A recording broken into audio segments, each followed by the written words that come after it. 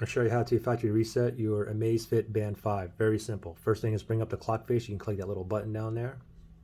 Now you want to slide down one time, and where you see more, let's tap on more.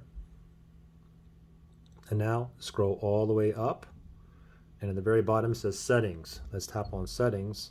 And now from here, let's scroll all the way, not all the way down, but a little bit until you see factory reset. Tap on that right there, and it says right here, after the factory reset, to use the band, you must pair it with the app again, okay? Anyway, if you want to go ahead and proceed with the factory reset, tap on the check mark. If you want to cancel it, just click the X, okay? I'm going to go ahead and factory reset this. I'm going to tap on the check mark right there. This only takes like 10 seconds.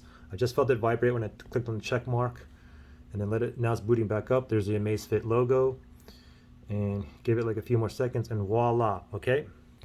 Now the thing is, if you want to go ahead and set it back up to your app, first thing you got to do is go back to your Zep app.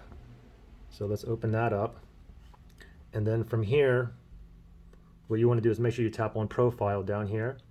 Now you see Amazfit is trying to connect here. What we have to do is trying to connect it when we had it previously paired, okay? So tap there, and then we want to go all the way down here and it says unpair. So go ahead and tap on unpair, unpair here, and then unpair again right there, and now wait till it's unpaired.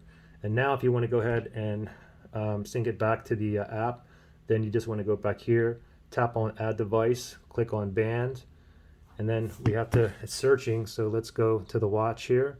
We're going to go with English. Now it says pair first, so give it 1 second for it to find it. Okay, it found it, and now it says pair with phone here.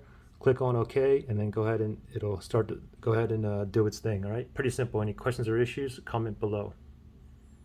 Good luck.